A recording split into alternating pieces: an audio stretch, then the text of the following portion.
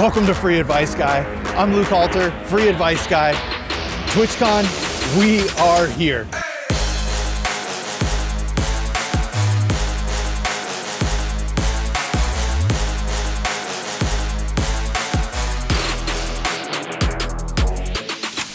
We're gonna have some conversations and we're gonna change some lives.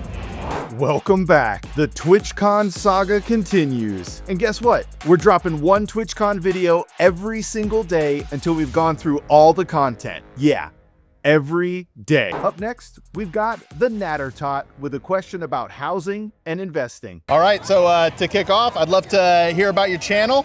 Yeah, hi, I'm the Natertot, and so I stream a little bit of variety, a little bit of everything. Recently, I've been playing a lot of RimWorld and been playing a little bit of Battlefield 6. All right, and then you had a question. Yeah, so I have a portfolio investment of about $200,000. All right. Would it be better to use that money to buy a house, or should I leave it alone and let it continue to grow year over year? This might be my favorite question I've gotten so far today. Okay, so multiple things to discuss with this. Sure. This house that you're gonna buy, is it like a forever home? 10, 15, 20 years? I'm not gonna sell it, yeah. Okay, so that's a huge determiner, because a lot of people are worried that, you know, we're at a peak, and it's possible. The housing market could crash or whatever. Sure. But if this is your home for 15, 20, 30 years, it doesn't matter what the price does while you own it. So you just want to make sure that with that money, are you going to get a down payment enough that your monthly expense on your mortgage is low enough that it won't cripple you?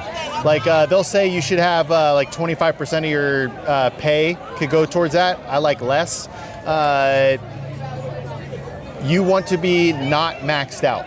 So when you say, is it better to go now or in the future, what are you factoring that in? Because that's real personal. 2 years?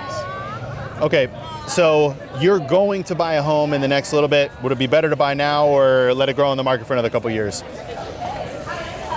If you're waiting for any particular thing to happen in the market, that's timing the market. It's almost impossible to time.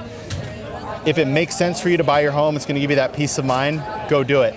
You just have to be able to disconnect if the housing market, something goes on.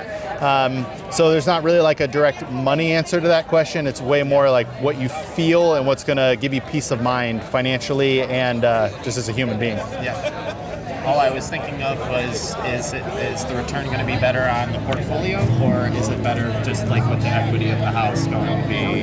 It's almost always going to be better in the market.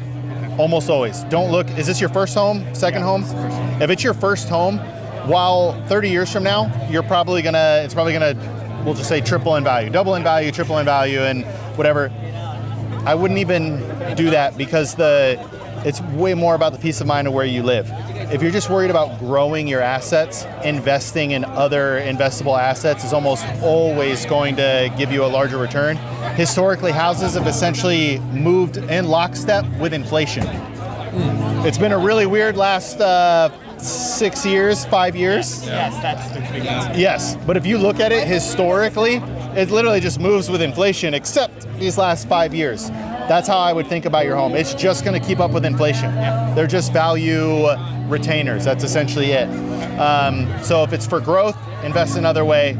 But if it's for peace of mind in your home, it'll be a good investment 30 years from now. You won't be upset about it, but it will not have kept up, most likely, with other investable assets. Well, that answers my question. Hey, I appreciate it, man. Hey, Thank you so much. Appreciate it. Huge thanks to everyone who stopped to talk with us. We seriously appreciate you. Stay tuned for tomorrow's video. And as always, thank you for watching, and we'll catch you in the next video.